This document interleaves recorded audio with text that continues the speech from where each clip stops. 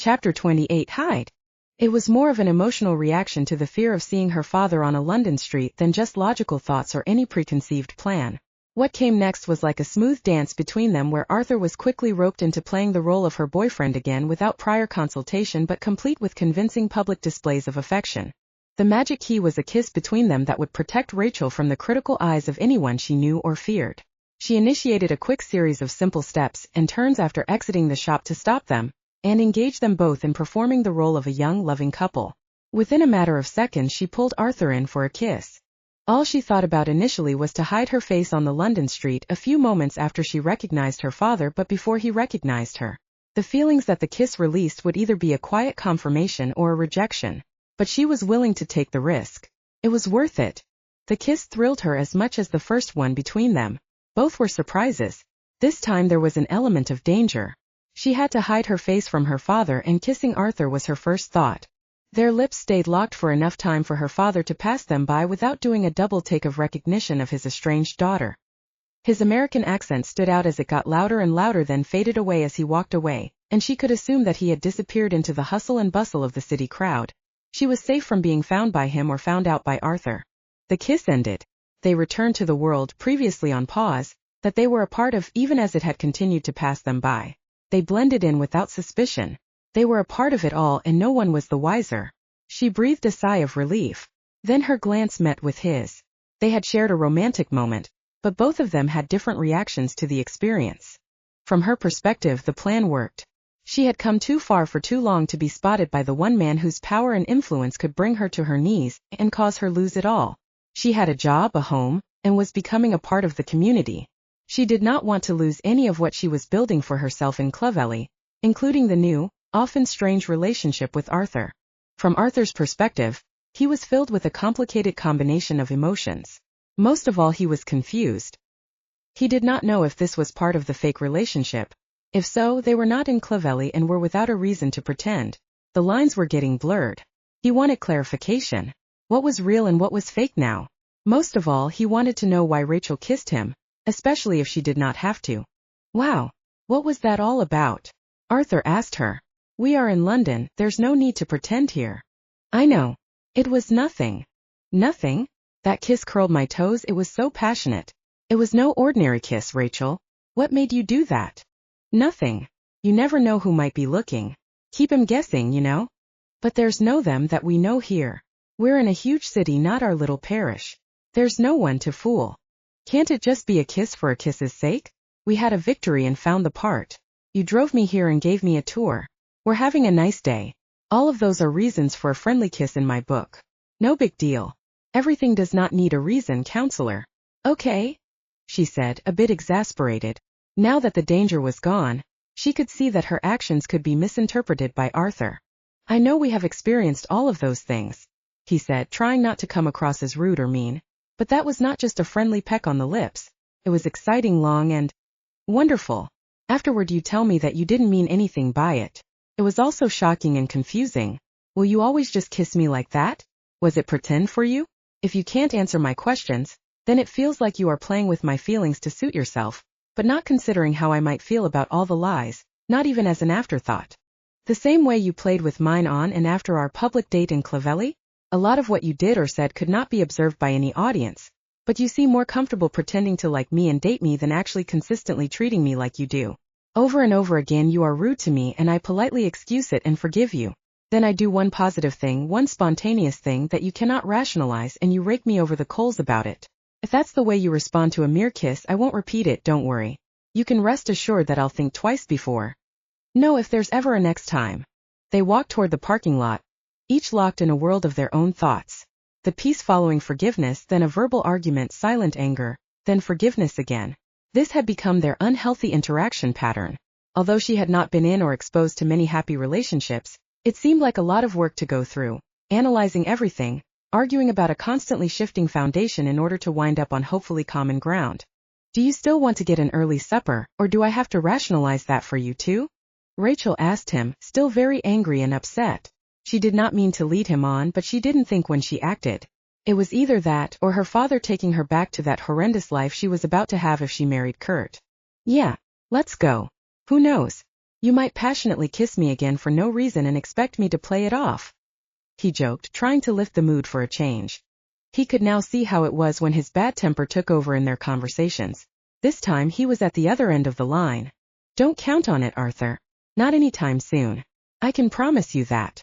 They rode in silence, each wishing things had gone in a different direction after their second kiss, and both hoping that there would be another in their future together. Soon or not. Chapter 29 London Getaway. Minutes later they arrived at the restaurant. Arthur turned the car off and they sat in silence together for a while. Each thought about how to break the silence and how to get past this latest argument. Is it healthy to argue all the time? It does not feel good when we do, Rachel said, carefully testing the waters of communication on the pink elephant topic they were avoiding discussing. I don't know. Part of me says yes and part says no. I've never met anyone like you. That's not an excuse, just information. What do you mean? Arthur put his right hand on top of her left hand in the car. Someone so complicated, someone so challenging to get to know. Is there something you'd like to ask me about in particular? Everything. Nothing. Something. Like that. I'm confused. What are we doing? Wait and see doesn't set too easily with you, I guess, huh, Arthur? No, it doesn't, he replied. The only thing I can compare this to, whatever we're doing, is my parents' relationship, she said. Yeah, me too. But for me that was not the healthiest template and it is painful to talk about. Well, maybe we could take cautious steps and see how far we get together. Sounds like a plan. He squeezed her hand gently. Once inside the restaurant, the savory smells and the enticing ambience made them forget why they were fighting in the first place. He pulled her chair out for her and pushed her in. Order whatever you like. My treat. Okay, great.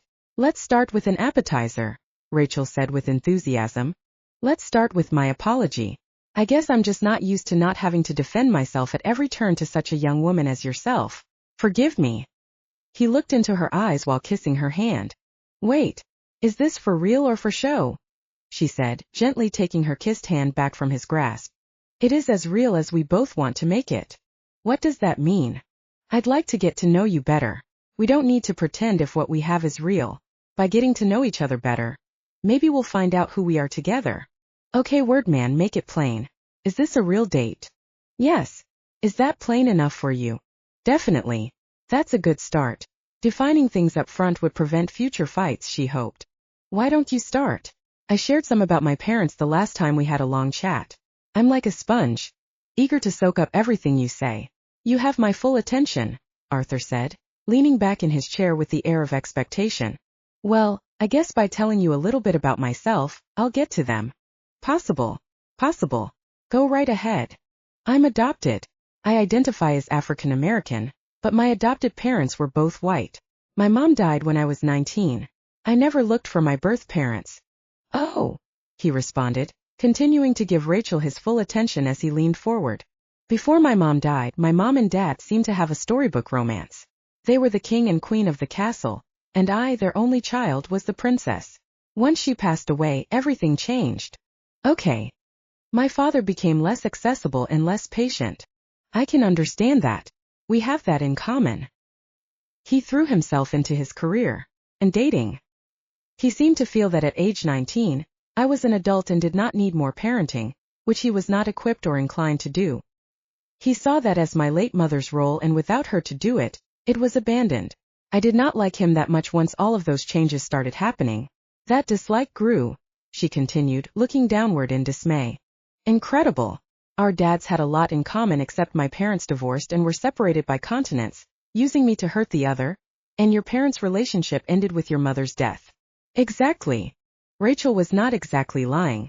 The facts were basically the same, but she just left out the part of the privilege she had access to with a father who was a billionaire and a mother who was an heiress. I'm sorry you lost your mom when you were so young. When my mom got sick, then passed away, I was in my 20s but not much older than you. There is never a good time to lose a parent, is there? No, Arthur, there isn't, she agreed, tearing up at the thought of her. You remind me so much of my mom, both culturally and in your behavior, the good and the bad, when we are fighting and when things are good between us. Is that a good thing? Rachel asked. I'm not sure, but it explains a lot. Would you argue with her the way you have with me? Unfortunately, sometimes. Okay, often, yes. We had a dysfunctional family. Whose wasn't? Trust me, I never thought of my parents or me as living a fairy tale lifestyle. Although I hated being shipped off to boarding school, it gave me a break from their cross-continental tug-of-war custody battles for the summers and the holidays. Wow, that sounds horrible. The funny thing is that they would fight so hard to get me, but when each had custody they pushed me off on others. I have nothing negative to say about those others, but it hurt not to be truly wanted on some level. For my dad that involved my living with my grandma and working in Faye's bakery. For my mom that meant my living with some distant relative she could pay to take me while she job hopped and man shopped. That must have been horrible for you too. Quite. They ate their soup and salad, peacefully processing the information they received about the other. They tried to put the pieces together and understand what experiences made them who they each were. Rachel finished first and resumed talking. I hope this marks a turning point for us. I hope we can treat each other better. I am not going to hurt you by leaving you if you let me in. Just promise me that you're not going to look for every chance you get to hurt me with your words, and involve me with your eloquent arguments or put-downs. Agreed. They finished their meal in good spirits. On their way back to Arthur's car, Rachel saw a newspaper stand on the opposite side of the street. Making the excuse of wanting to get some breath mints, she checked out the tabloids. Sure enough, one that reported on American Gossip carried a story about Kurt and her upcoming wedding. Although she was not named, she didn't dare buy it and subject herself to increased scrutiny from Arthur, after they had come to such a groundbreaking point in their relationship with each other. But deep down she knew that if they were really going to make things work between them, her lies could get in the way someday. But she did not want to think about that night. Chapter 30. Back home. It was not intentional, but the next day, once they were back home in Clovelly, they appeared together more but innocently. They carpooled daily to and from town. He kept her company at the bakery when she worked the night shift. They hung out together at the pub. This did not escape the notice of the key few that made up their small world. Beatrice, Faye, or Jane. It did not take long before Jane made her feelings of disapproval to Rachel at the bakery. Mississippi. Mississippi. A word, please, Mississippi. Rachel dreaded being summoned by Jane. It was never positive and always annoying. Yes, ma'am. Jane pulled her to the side by grabbing onto Rachel's sleeve at the elbow. Mississippi. I've already told you to stay away from Arthur. I don't know what your intentions are toward him, but he doesn't need to get tied up with some random American girl who is here for a fortnight and gone soon after, if you understand what I'm saying. He needs to settle down and marry a good British woman. You two have been seen everywhere together and people are noticing and talking. A word to the wise is sufficient, I hope. It's not what you think. You don't need to be worried about it. I don't know you or what you're hiding or even why you're here, but you'd best stay away. I could make things very difficult for you. I work at one of the biggest and most influential law firms in London. One call from me and I could have you thoroughly investigated both here and stateside, making it very uncomfortable for you to be here. Rachel pretended she had nothing to fear and remained silent, but inside she was quivering from fear of Jane finding out her billion-dollar background. I think we understand each other. Good day, Mississippi. Good day. With that, Jane pulled the bakery door shut hard and the bells jangled loudly. The verbal exchange with Jane and the article in the tabloid about Kurt and Rachel's upcoming marriage, and being just a short distance away from her father all shook her to her core. Faye noticed her slumped-over body and her hands covering her face. You all right, Rachel? Faye came over and asked with concern. You've been so happy since you came back from London with Arthur. Don't let that Jane get you down. Take 15 minutes and compose yourself. Go ahead. It's been a long morning. Don't let Jane get under your skin. Rachel took the break, but she knew that a few minutes to herself would probably make things worse, not better. She started processing the negatives that were weighing hard on her. Things were not seeming like a fairy tale today. Why wouldn't people just leave her alone? She did not come to Clovelly to find a man, but to escape one. She craved a simple life and now things were turning out like a soap opera no matter where she went, or what she did or whom she met. This was not her intention. Thinking about her problems, she thought Arthur would probably be better off without her. The saddest part was that she had no one to turn to for support since her entire existence in Clovelly was based upon lies and omissions that she could not keep straight enough to remember whom she had told what. She had two options. She could ignore everything, or confront her problems and fight for the peace she felt living in this small parish. She was more than willing to sacrifice the 2 men and 1 woman who were making her life hell, but not brave enough to do so. Did her late mom encounter anything similar, pushing her back to America and into her father's money after feeling like there were no choices? Oh, how she wished she could talk with her mom now. The only one she felt could understand her and her growing problems. Her father was an international businessman. Of course he could be in London, but she put nothing past him, and some things could be more than mere coincidences. He and his associates could be hot on her trail, and the incident in London could be a warning. The jet-setting world of the idle rich still regarded Kurt as a fiancé and someday soon bridegroom. Now that she had found a deeper connection with Arthur, she could not imagine a loveless, arranged merger marriage without a profound distaste in her mouth and limit on the freedom she enjoyed in Clovelly. Jane was another problem. All she cared about was getting Arthur and keeping him from anyone else. A true lawyer, she was willing to zealously fight for what she wanted, and she wanted him. It was more than that, however. She actually saw him as hers. They had grown up together, gone to school together, and had the same profession. For her, on paper they were a perfect match, and he was her due. She was not about to lose him to a fly-by-night woman without the background and pedigree that she had, and she was willing to stop such a woman in her tracks. Arthur came in just in time. He kissed her on the cheek, and then she leaned into his chest, giving him a tight hug. There. What's wrong? Everything is okay. I had this feeling that I should pop over for a coffee break. You seem like you have the world's problems on your shoulders. He rubbed her back and patted her, unaware that his kindness and comfort care was making her even sadder. Arthur. Saying his name out loud and holding on to him was all she could do at that moment. Should she tell him about Jane, her dad, and her fiancé? She wondered if she cared enough about him to let him go for his sake and for hers. Chapter 31. Writing Dad? She had made a spontaneous choice to come to Clovelly. In spite of its ups and downs, it had given her some much-needed distance from her relationships in the States. Her dad and Kurt, and now she had new relationships that required her time, thought, and attention. She decided that she liked the small parish enough to call it home. Rachel had carved out a niche in this community. A home, a job, and friends. Never before had people responded positively to her, just because of her personality, and not her father's money. She also proved that she could survive as an independent, young woman on her own. It was challenging at times, but she had what she needed personally and professionally, and that was enough. If it had not been for the trip to London, she thought that she might have forgotten about the people she left behind in her old life. Seeing her father, there was an unexpected surprise. She could have reached out and touched him if she had wanted to. Skimming another tabloid article about Kurt and her upcoming marriage had a sobering effect on Rachel. Nothing was perfect, however. Jane, her bakery customer and now her rival for Arthur's affections, was proving to be a thorn in Rachel's side. No matter what side of the Atlantic she was on, there was always someone there to make things unpleasant and imperfect. For Rachel in England, that was Jane. Rachel's relationship with Arthur was just starting to flourish. He was not putting her down or criticizing her. He seemed to trust Rachel more, which caused him to start to like her more as a fellow human being and friend and argue with her less. This foundation of friendship was opening the door to something more between them, if they wanted to act on the new and confusing attraction they were beginning to feel. Then there were the two necessary and respected maternal figures in her life in Clovelly, Beatrice and Faye. What would Rachel do without their wisdom, support, encouragement, and mother love? Beatrice was an excellent listener. Faye was a mentor. Both demonstrated that life in later years can be rewarding without a man as long as one has a purpose. Beatrice had her garden and Faye was a successful entrepreneur. As content as she was, Rachel still needed closure with her life stateside, and that included her father. She considered calling her father, then decided against it because she did not have a phone, and even if she did, he could trace her call.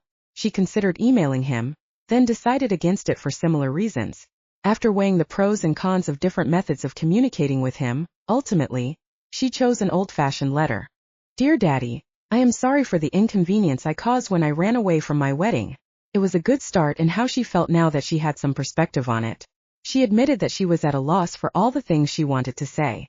There were so many things that came to mind. She made some notes of what these points were. She did not want an arranged merger marriage with Kurt or anyone else. Whether or not that meant that she would be disinherited, she was adamant about this point. Although it was not much, her modest bakery income was enough for the basics. She would reevaluate it again in the future. Plus, there was always her trust fund that her mom left her. She would not be able to access it, however, until she was 25. It was considerably smaller, but it did not carry the same demands and limitations as her father's multibillions. She had tasted freedom from under his thumb and his money, and she did not want to go back to his very conditional dollar-for-duty love. She had to tell him that she did not want to go back to the United States. She wanted to have a relationship with him, just not one that required her to follow all of his rules in order to stay in his good graces. Not only was that kind of lifestyle stressful, But until they renegotiated what her not living in the States would mean for him and them, it was not how she wanted to be treated in her 20s or beyond. What else, she thought? She felt she needed to tell him that there was no other man.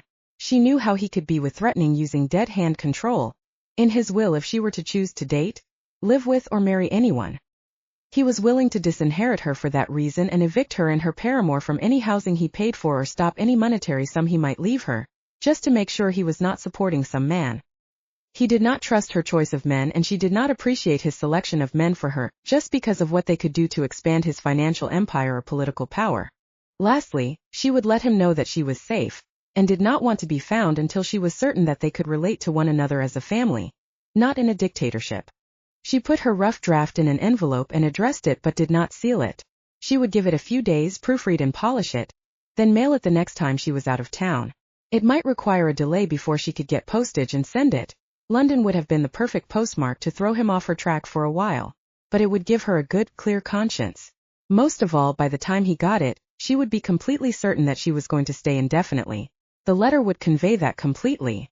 She left it on her desk so she would not forget that she wanted to send it as soon as she felt ready to do so. Her alarm clock sounded. She had a late shift at the bakery and decided to walk to work so that Arthur's study time at the library would not be interrupted. Rachel still had Jane's words to contend with and decided to lay low on carpooling with Arthur, and spending so much time together outside of that. But she had wanted to make it clear to the girl that they were not pretending to enjoy being together, or to have a relationship as close friends.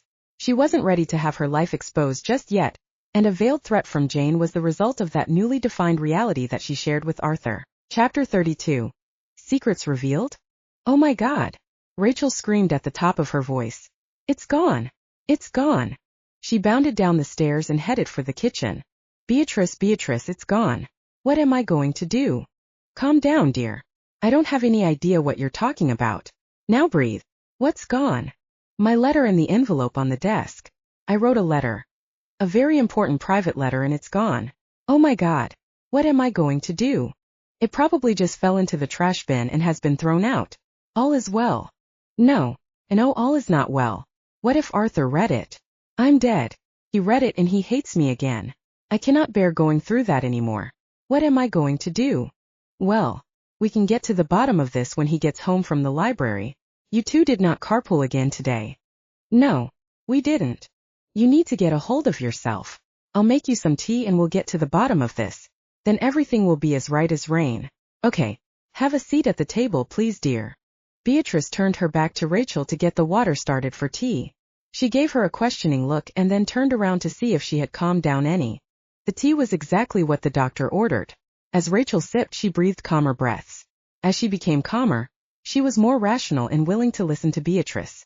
Now slowly, please tell me what you are worried about, she said, sitting across from Rachel at the kitchen table and patting her hand in an attempt to comfort her.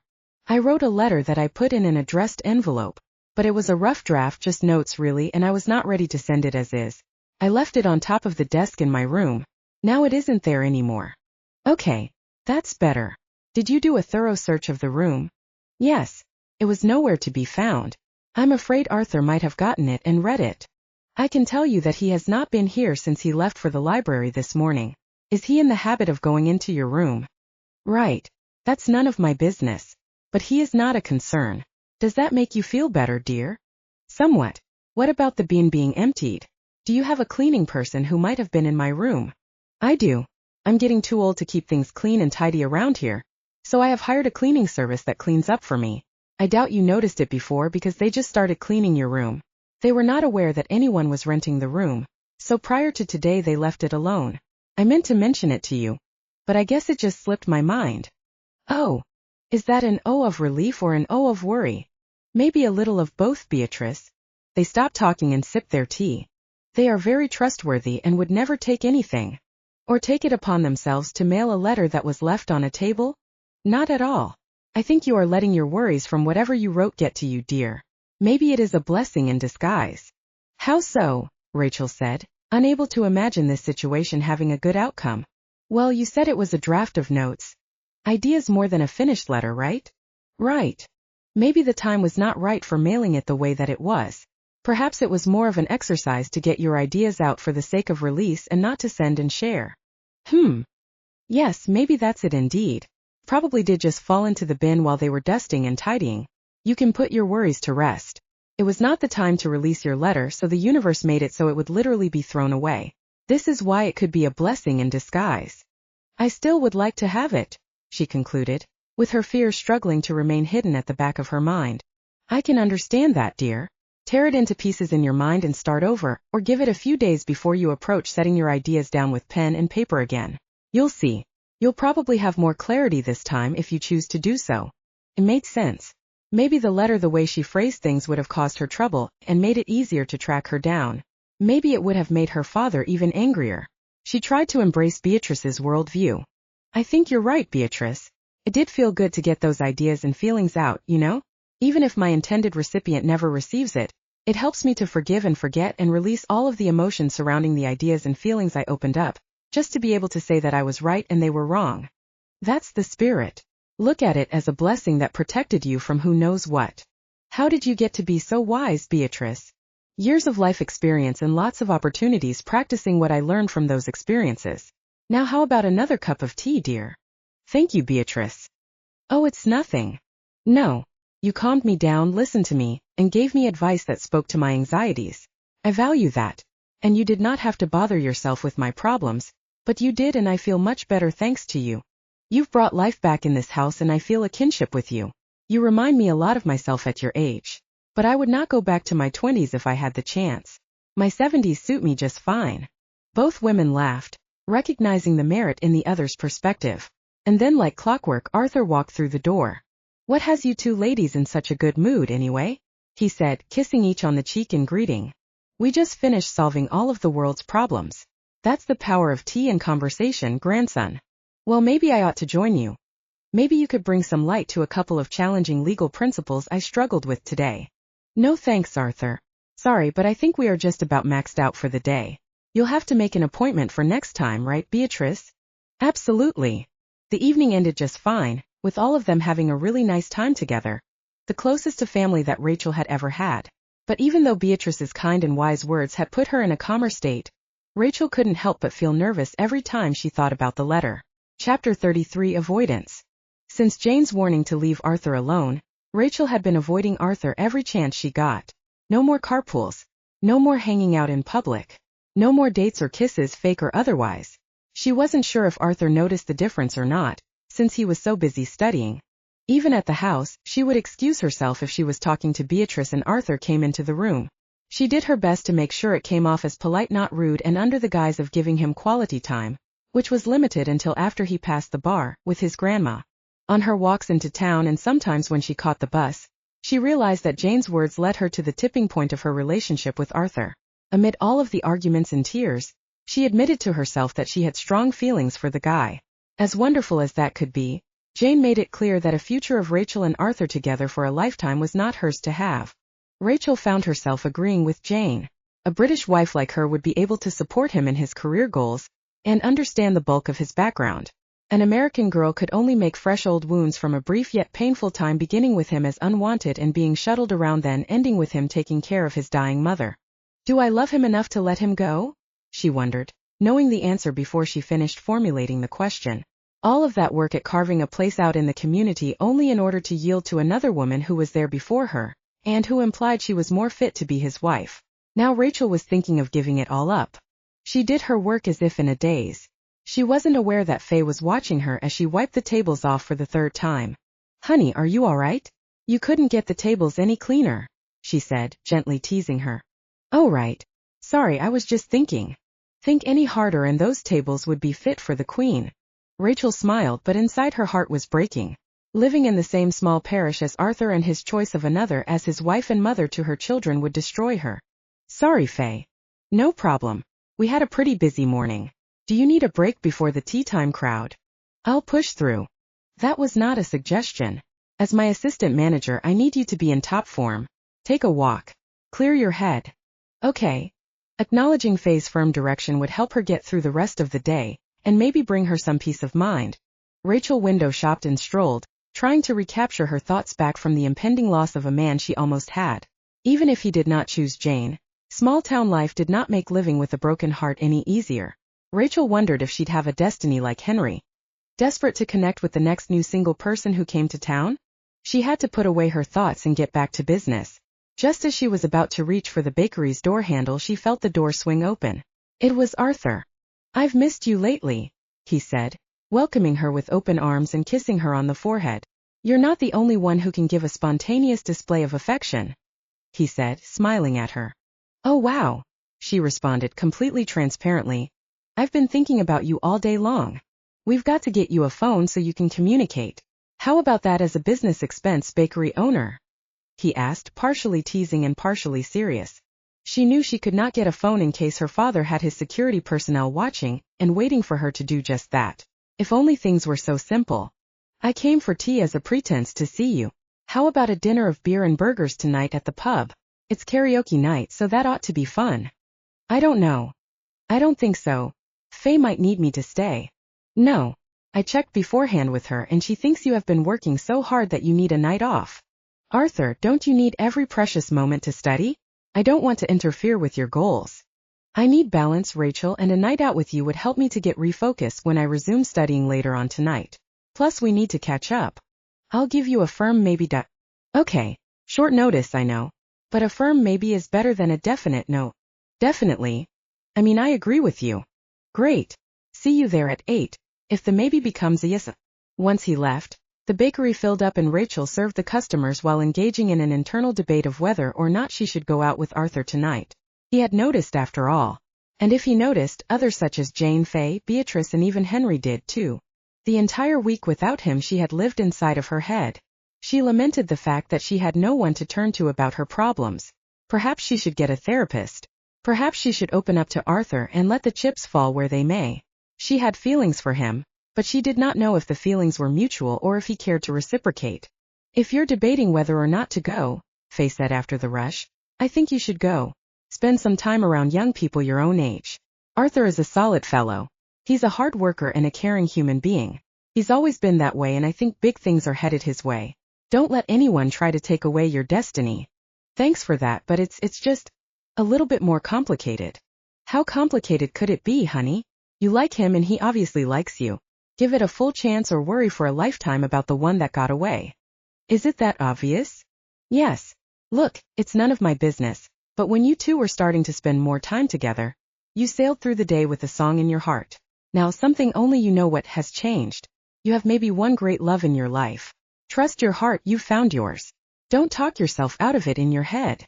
"Okay," Rachel finally said after debating for a while. She was going to meet Arthur at the pub.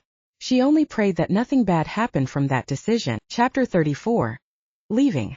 Despite Faye's words to her, she still didn't think that Arthur would ever forgive her for lying to him, so it was best to just leave. Arthur decided to call his grandma and let her know he would be late getting home. "Hi, Grandma," he said, excitement evident in his voice. "I'm meeting Rachel at the pub tonight, so we might be late getting back to the house." "Really? Well, that's super," she said, reflecting her surprise. "Grandma, I guess that question implies that you don't know. I think you need to tell Rachel how you really feel before it's too late." "Why are you saying this?" "If I were you, I'd be open with her." "Open? If you have any feelings for the young lady, as a close friend hoping for more in the future, this might be a good time to share that with her." "I see. Why now?"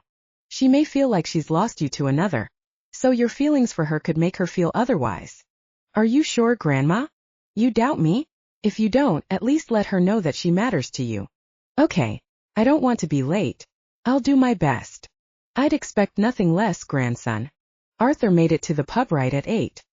He found Rachel in a booth by herself with a pitcher of beer and 2 mugs. "Hi, Arthur," she said, with the excitement she used to have in her voice when she saw him all but gone. "Rachel," he said, kissing her on the cheek. What she wouldn't give right then for another one of the surprise, passionate kisses on the mouth they had shared instead of a friendly peck. It was probably for the best. She was already starting to distance herself from Arthur so that she could bear to leave him. Intellectually, she knew it was the right thing to do.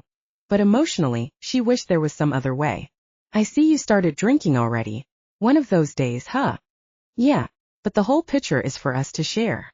"Okay. Did you order any food to go with it? I told Grandma that we'd miss dinner at home." "Oh, no, I didn't." It was hard for her, despite pretending it was no big deal. but her heart was being broken despite the thought of leaving him and everything she built behind. I am going to leave Clovelly. I thought the small town aspect of Clovelly, and being part of a small community was what you liked most. Well, I misjudged things, she said, feeling a lump in her throat and unshed tears burning her eyes. I'll have more opportunities in London and I'll leave you. Right. You'll leave me, period. I know we got off on a rocky start, but you shouldn't leave now. Or ever. Why not? You, Beatrice, Faye, Henry and Jane, you all have a history here. I was crazy to think I would fit in as an expatriate outsider in a parish of 400. Maybe it's better for me to be an expatriate in London with other Americans. Rachel, where is all of this coming from? Maybe at first I refused to let you into my life, but now that I have, I want to keep you there. That means keeping you here. Who got to you? What? No, no one really. I just feel like it is better to move on before getting too deeply attached or involved. Please don't. Don't go. Why not? I'm no one to you, I'm a nobody. You have a history with the other girls in town. They would be a better fit in the long term. What? Are you completely off your rocker? None of those girls matter to me like that. What are you talking about?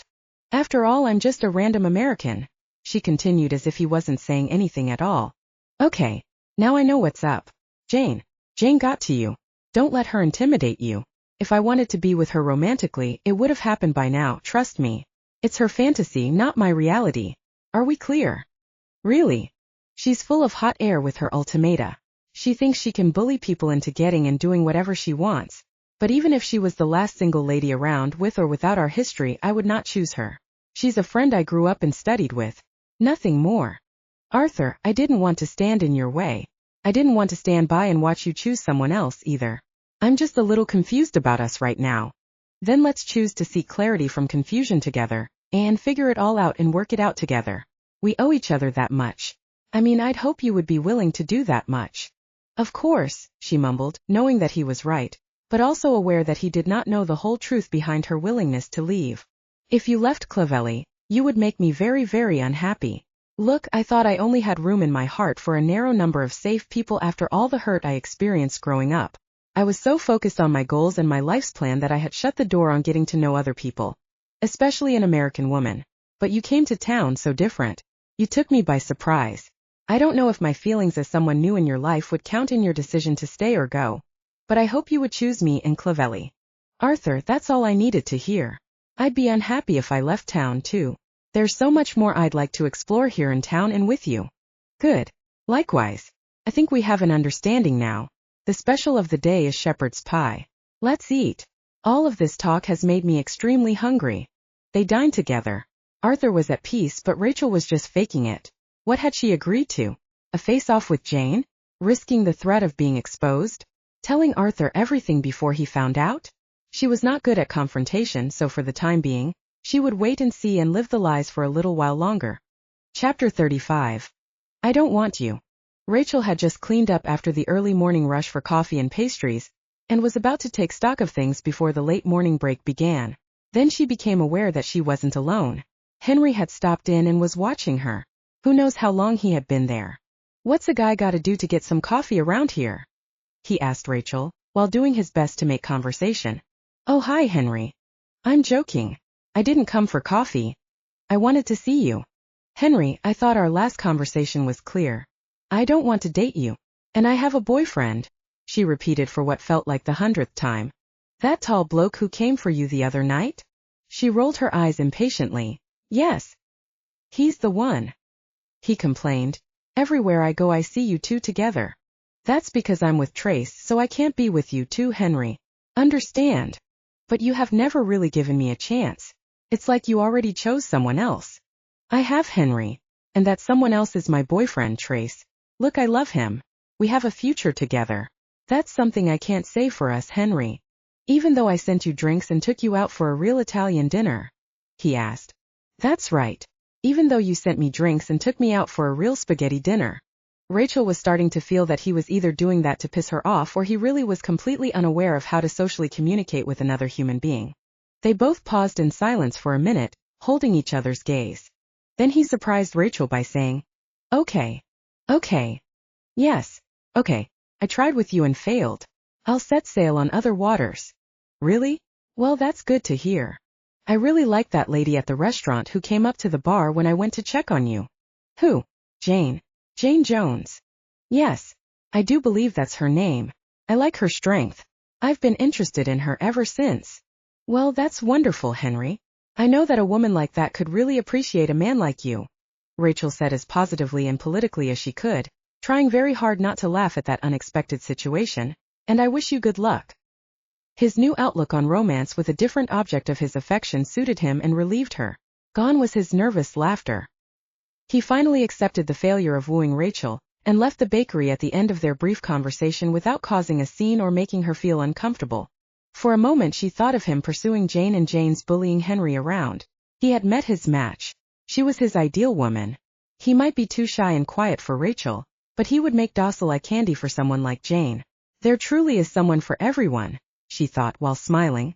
She did not mean for Henry to be the first person that she told about her feelings for Arthur, but floating on a cloud of emotion accidentally let the cat out of the bag. She had not even told Arthur yet.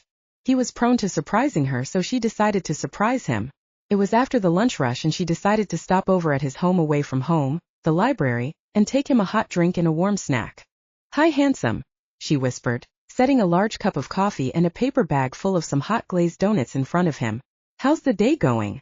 Better now that you're here, he said, turning around to greet her face to face, then getting up from his chair, ever the gentleman, to acknowledge her entrance. Please sit. I thought you could use some sugar and caffeine to get you through the afternoon slump. I can't stay long. I just came over to lift your spirits. Nice surprise. Do you want to ride home today? That'd be lovely. I have a real story to tell you on the way back. Ah, 2 surprises in one day. I might faint. She laughed, hugged him and departed, not wanting to be too loud or leave Faye alone too long at the bakery. Once back, the rest of her shift flew by with her thoughts on Arthur. Even though they were not married, she knew that she never would have had 1/10 as good of a relationship with Kurt as her husband as she enjoyed as a close friend of Arthur's. Hey honey, were you out and about to visit that man of yours? Something like that, Rachel responded with more than a little bit of embarrassment.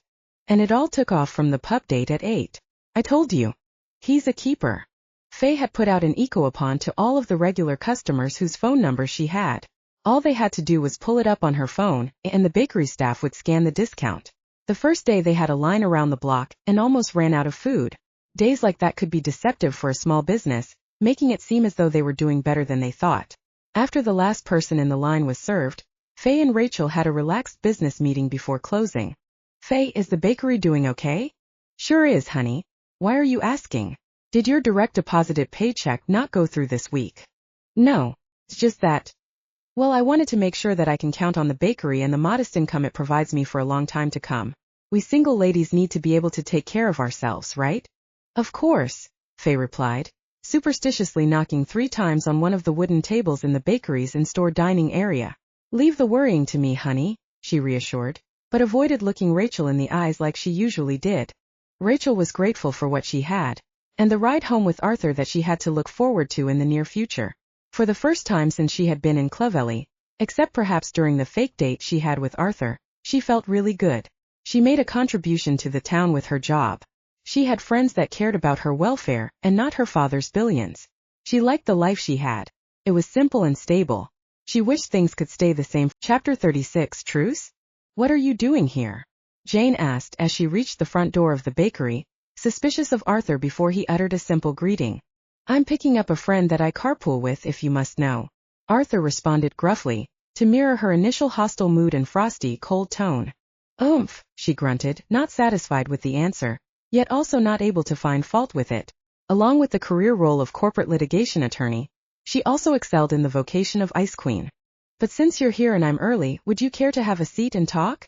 He inquired, trying to put Jane as much at ease as possible. All right. I'm here and you're here. What do you want to discuss? I can't help with any of those American bar topics, though. No, Jane. I've got it covered. I spent a year and 2 summers studying. This is basically a review. I wanted to talk about something else. Something personal. Something important. Very important. Okay. Jane was so self-absorbed, absolutely selfish, and had such a low emotional intelligence that she had no idea what Arthur wanted to discuss. She assumed, of course, that it was about her. We've been friends for life and grew up together. We went to school together. We worked together. It's easy to assume that we would be in each other's lives forever or even together in a romantic way. But no matter how good it looks on paper, sometimes our hopes and dreams for a compatible, amicable, lifelong mate can fail in real life without a foundation in true friendship, the precursor to true love. I see. She sighed, thinking before that this might be the way that he would work up towards getting the confidence to propose. They had known each other forever. She had reached her professional goals and was on the fast track to partner this year, freeing up her time to plan a wedding and then start having babies. It was about time. She sat up straight and tried to feign sincere interest in each of his measured words until he'd kneeled down and gave her the ring. I think that you should call a truce with Rachel. You and I are not a couple, never have been a couple, and never will be a couple. Please don't threaten her because a romantic relationship between you and me is what you wanted, yet it never happened. I don't belong to you, Jane. I want to be clear. I am not yours to fight over. Stop threatening. Rachel. She tuned back into his speech the instant he said the name Rachel.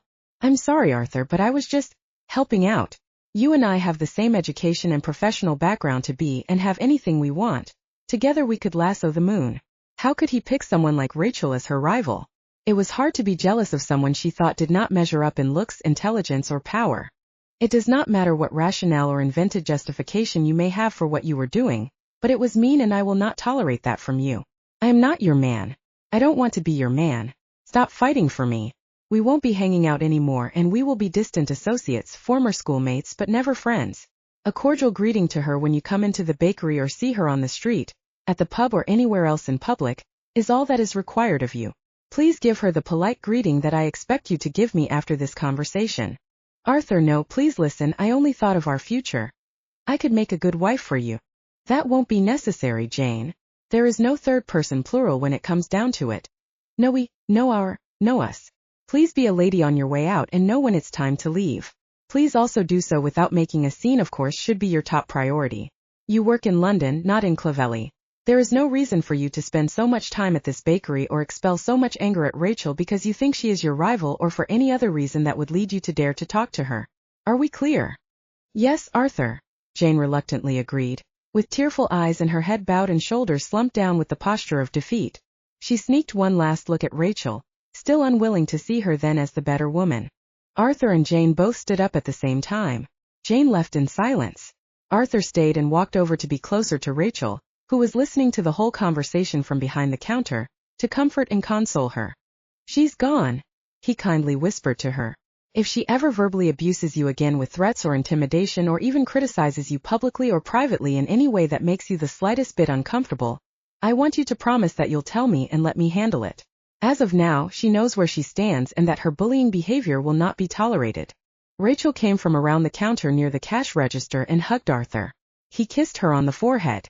Rachel, there is something I left out of what I said to you the other night when I asked you not to leave Clevelly, he said, looking from her deep soulful eyes to her sensuous mouth.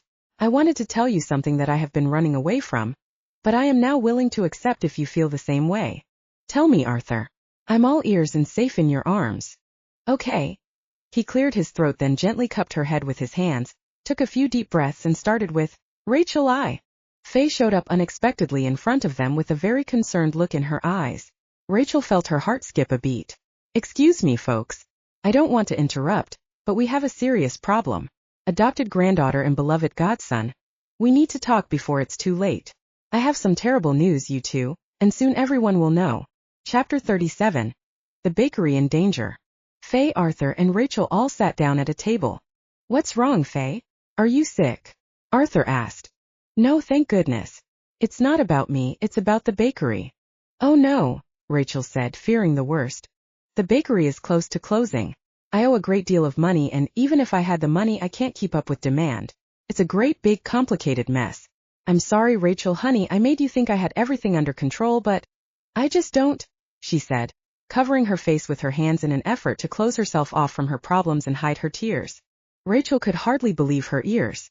Hadn't Faye said a few days before that everything was well? So how come now things were starting to fall apart like this? Especially now since Arthur was about to confess his feelings for her. We could raise the money somehow. A fundraiser perhaps. Rachel suggested. Honey, the people of this small parish have been supporting this place with their purchases as much as possible. They can't afford to give any more than they already have. Plus, by creating a big demand, They have created an odd problem. A demand so great that we cannot meet even if I had more ovens and more workers. Well, you don't know until and unless you ask, Rachel replied, trying to keep things on a positive and upbeat note.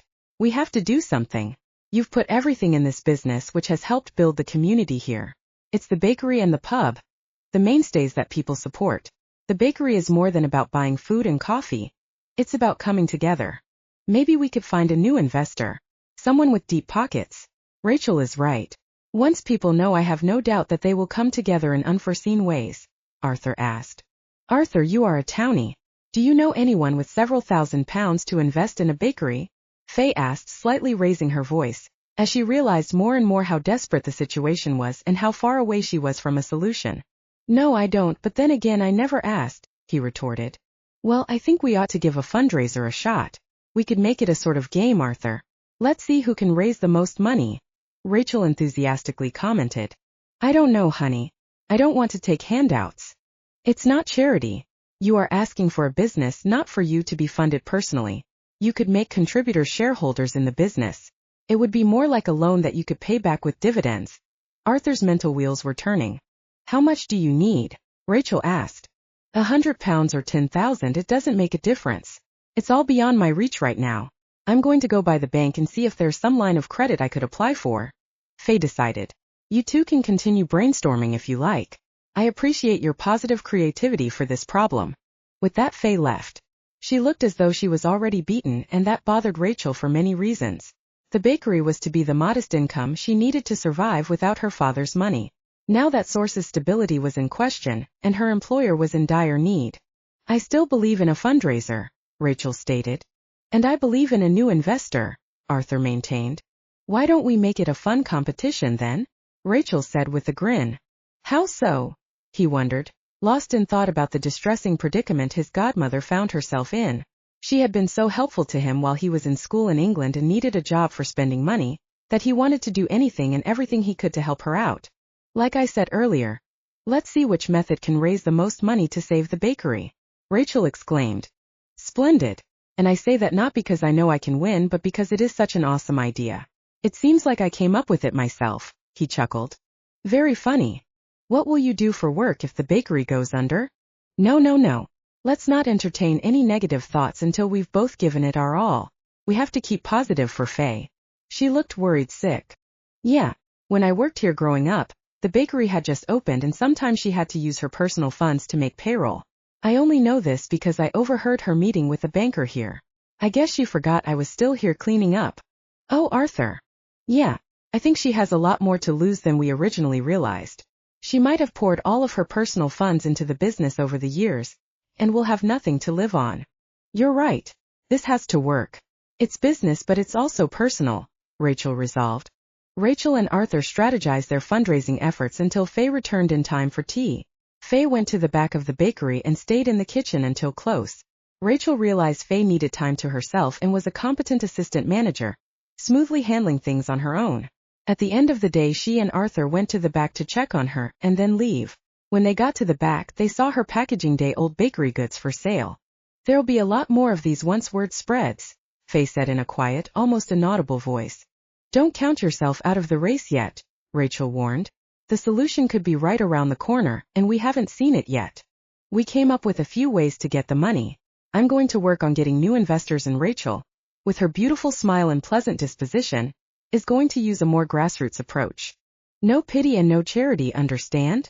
Faye stated in an upset tone, not wanting to get her hopes up at their mention of a solution. Not at all, Rachel agreed. How did things go at the bank, Faye? Arthur asked, trying to see if Faye had any success there. Dismally. They just reminded me that with small businesses that already had a loan or two, they had to monitor how well they were doing with their current financial commitments before they would be eligible for a line of credit. I am not doing well with my expenses. If I was doing well with my other loans, I wouldn't need the help. I don't own the building or the land it's on. If I could satisfy the demand, I would be in a better spot financially, but I do well just getting through the day with its ebbs and flows as is. DMN. It's baffling how we can be so busy with customers, yet be so financially strapped, Rachel said, struggling to understand a problem she had never before encountered. Not having enough money. We sell flour and water. We are not a basic need. We are a luxury, a want, meaning people can do without us but we can't do without them. That's how. Everything else is a gamble, Faye explained soberly. At that, Rachel and Arthur took their leave of Faye when they started to question themselves and their way of trying to help. They decided to let her process things on her own and in her own way. They had every certainty that fundraising might raise some free publicity and increase foot traffic, nevertheless. They were hopeful, but it was hard to stay upbeat with their leader, Faye, casting a cloud of doubt and hopelessness about the bakery's chances of survival. Chapter 38 Fundraising. The next morning Arthur and Rachel set out on Project Donut, what they were calling their fundraising efforts for the bakery. Arthur would use the databases available at the library to research potential wealthy and corporate investors for the bakery. Rachel would take more of a grassroots approach. She would put big jars in every business and public place in Clovelly asking for contributions, including at the bakery. When the rush hours of service were over, she would borrow a bicycle with a basket for the jar, and go strategically canvass the residential neighborhoods and local schools. Her mission was simple. She requested any contributions people could afford to save the bakery. At night, she and Arthur would go together to the appointments he had made with some of the parish's richer residents who might be able to give much larger donations. Rachel felt like she was a real townsperson now. She was a part of things. No longer a tourist, she believed her fundraising for the bakery was contributing to the community and making a significant difference. She chose to ignore Faye's water and flour, want not need comments about the bakery's importance or lack thereof.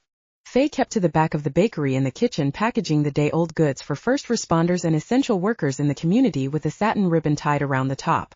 There was also a small, hole-punched, attached card Rachel had created for getting the word out about the bakery. It read, "Follow me to Clovelly's Bakery," in a clear font. The address, phone number, email and website addresses were printed on the back. On the website, the fundraising story was posted and directions for different ways to help by safely donating online at various levels were listed. Cookie, cupcake, scone, tart, and big bread. What first started as Faye's lament over money troubles and excessive day-old bakery goods became a full-scale marketing campaign that brought more customers.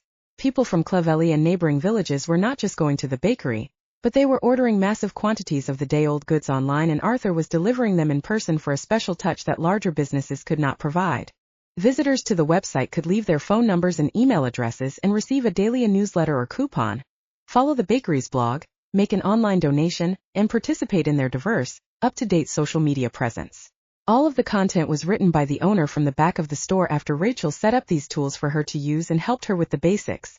Information featured included how much money had been raised, how to become an investor at different levels, testimonials, a little leaven from the owner's oven column, and recipes of creative ways to use day-old bakery goods. Volunteers took shifts and helped out with the massive increased demand. Even Beatrice had a role in the success of the bakery. She called or texted customers with a satisfaction survey, then entered this data into a simple database. The parish of Clovelly seemed united in the fight to keep the place going. One day, Arthur and Rachel crossed paths. He had just come from making a delivery. She was coming from collecting the children's change at a nearby school. "How's it going, Arthur?" "I'm holding my own. Feels good though. You created all of this and it is going well. We'll reach that goal in no time," Arthur beamed confidently. "I don't know. I've been getting lots of coins and few bigger bills and checks. I hope you're doing better with the upper crust set," she confessed, hoping for some encouragement. "More like upper crusty," he said, lightening the mood. Rachel laughed. "Too bad Project Donut has a hole that money can go through." "Definitely," Arthur joined in her laughter. "You should come with me through the neighborhoods. One lady just cleaned out her coin purse and dumped what she had into the jar," she shared. "The children make a bigger show, giving their allowances. The adults should take a lesson from them." He expressed slight disappointment. Every week after all of the activity, the four met at the bakery and held a business meeting to see how close to their goal they were. They had 4 weeks to reach their financial goal. The first week ended with Clovelly's mayor giving Faye the key to the city and a parish proclamation of Faye Day. Faye did not respond well to notoriety, but she was pleased to do whatever was important for her to save the bakery. She had sunk her savings, pension and loans into the business. She was much younger when she started.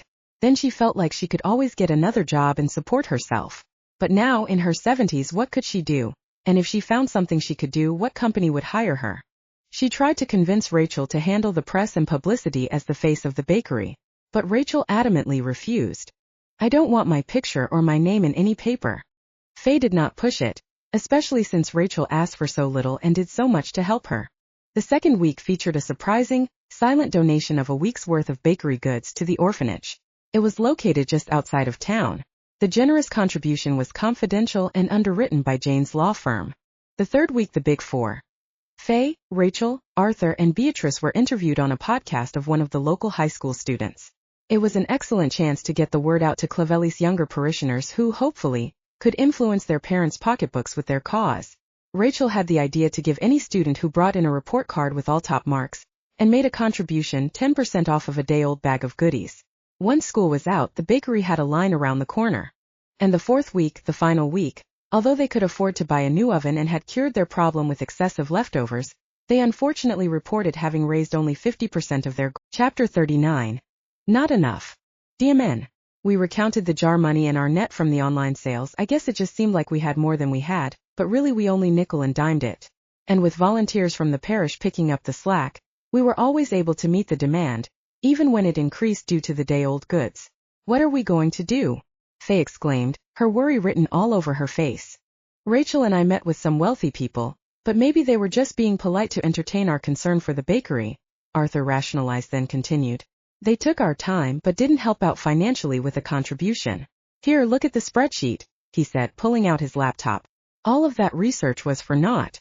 My search for a new investor was in vain. Rachel's grassroots giving jars and online campaign, along with finding a market for the day-old items and running on volunteer labor, made the real difference. I guess. If only we had more time. If only. How could so much passion fail for such a worthy cause? Rachel said, with as deep a degree of worry as the others. Arthur started to praise Rachel to try to boost her spirits, but given the rawness of the reality that they did not raise enough to reach their goal, the mood was profoundly dismal. He could not cheer for Rachel, who was young enough to start over, instead of finding a way to comfort or counsel Faye, who was going to lose the business she had given her all to for the past 2 decades. Rachel, on the other hand, was glad for the recognition from the volunteers, Arthur and Faye, although visibly frustrated. But now, she was even considering making an anonymous donation. The bakery saved her at one of her darkest times. She was more than happy to help.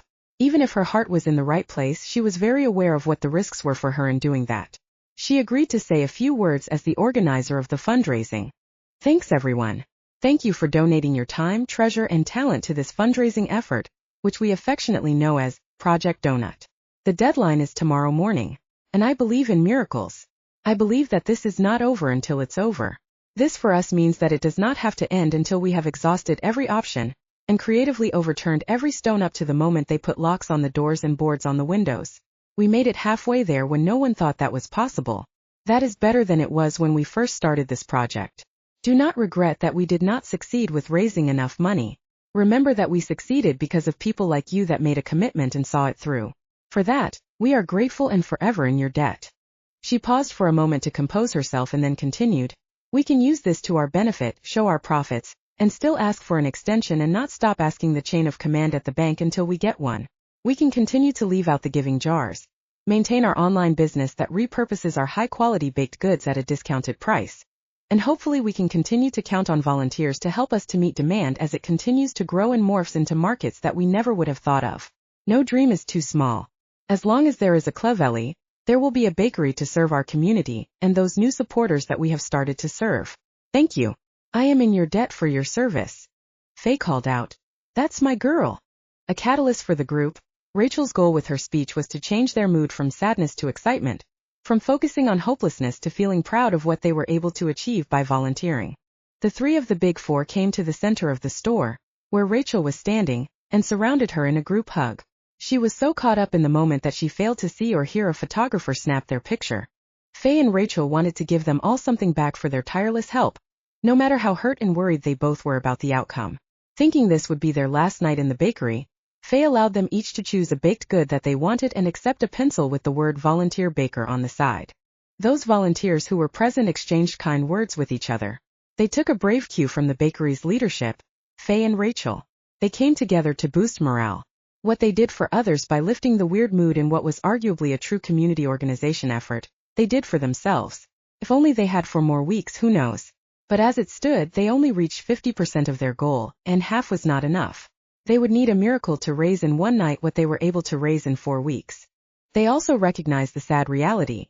It was tonight that things ended and possibility made a permanent pause.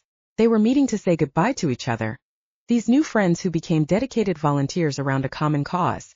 Although some of them would meet to take the money they raised to the bank in the morning, they realized that after that formality, there would now be a hole in part of Clovelly and in their hearts.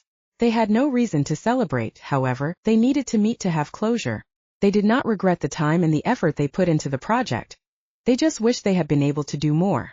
After pondering it, weighing the pros and cons and speaking words to these people, once strangers now friends, she decided that she would definitely become that new investor that Arthur searched for and spoke of. But she wanted to remain a secret investor of the other 50% needed to reach their goal. To do so, she would access one of her old accounts that would slip by hopefully unnoticed by her father or his associates. She would ask the bank to wire the money to the local bank where the bakery's business account was, then make an anonymous online donation to Faye's business. She had to pretend until tomorrow to be upset that they failed. Tomorrow morning they would take the money from all of the grassroots giving jars and deposit it, then include the online money. At that time Faye would get a well-deserved surprise. Chapter 40. The bakeries saved. The night ended and the morning came. Faye served customers coffee and donuts all morning for a set price with 90% of the cost going to a last-ditch attempt to keep the bakery running. When the time arrived for the bank to open, the Big Four all loaded up in Arthur's car with all of the various contributions packed safely inside. Some volunteers followed along with several dozen full giving jars to take to the bank. Others stayed behind to run the bakery. "I'm nervous for her," Rachel whispered to Arthur as they got out of the car. "We all are, Rachel. We all are. It's in God's hands now," he responded, moving quickly to help his grandma out of the back seat of his car while Rachel did the same for Faye. They went into the bank together for moral support with arms interlocked, forming a human wall of victory and success. Their new mantra and community marketing campaign. Faye's contact at the bank sent security guards with carts out to gather all of the contributions so they could be properly counted. Once the bank had all of the money, the Big Four were shown to a conference room where they waited for the total of all the funds from their online platforms and grassroots sources. Beatrice tried to lighten the mood. It must be good news. They would have been back by now if they didn't have enough to count. Everyone responded with anxious grins. The bank manager came into the conference room several minutes later. "Faye, thank you so much for your patience this morning, and for the remarkable work you and your associates have been doing to save the bakery. This morning we counted the funds that you supplied, and we are happy to say that the bakery can stay open." "But wait, I did not meet my goal," Faye said, wondering if this was someone's idea of a cruel joke. "We counted last night and only reached 50% of what we needed." The bank manager explained, "Technically that was on Sunday the weekend, and the letter we sent you clearly stated that you had until noon today, Monday the first business day of the next month, to satisfy the balance due on your small business loan. I am proud to say that you exceeded it." He continued, "The online portion of your fundraising was used significantly at 9 a.m. by an anonymous donor of the remainder that was needed. Plus, by meeting your goal in advance of the deadline, we are going to extend you the opportunity to buy the bakery's land and building from the bank within 90 days by extending you a line of credit to maximize the potential of this year's Small Business of the Year, the bakery in Clovelly. If you continue to do as well as you have been doing lately, you should have no trouble reaching that new goal, if that is you so desire. Again, congratulations. My wife simply loves the blueberry scones you make." The Big Four returned to the bakery to make the announcement on-site and online. All of those who had been involved with the project were excited to hear the good news. Faye tried to think of who could have made such a contribution that was so big and so timely, but she was mostly grateful. Arthur was suspicious, however. Although his thorough research and work with the databases showed him the wealthy in the parish, none of the people on his list were financially well enough off to contribute that much that fast or as liquid funds to give or pledge a lump sum of that amount.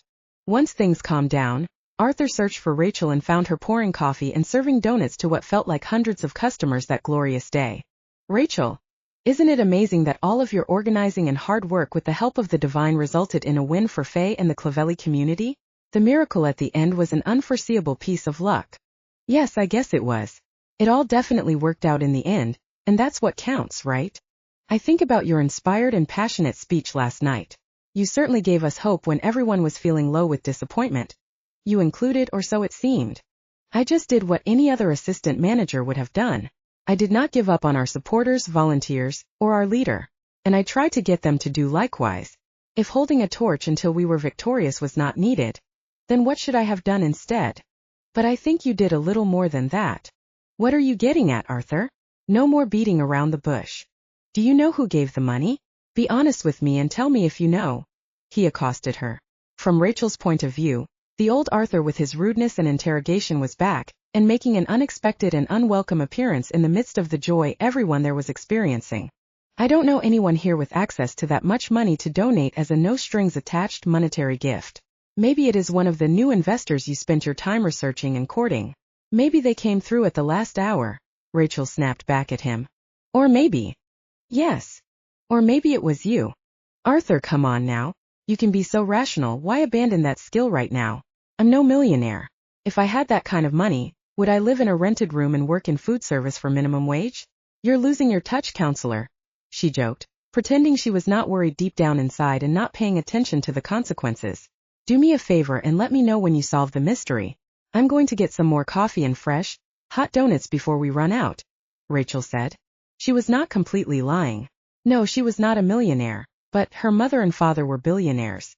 And it was true. If she told Faye privately that she had made the donation somewhere in the near future, she wanted Faye to see her as an investor and co-manager. Rachel had proven that she could take on more and handle more. She could not afford to let Arthur get too close right now and put the spotlight on her and the money.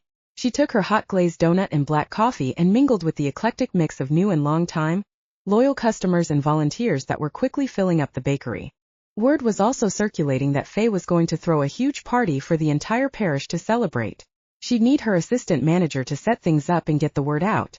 Rachel looked forward to returning to running things from behind the scenes, and helping out when, where, and as needed. And sometimes anonymity was part of that professional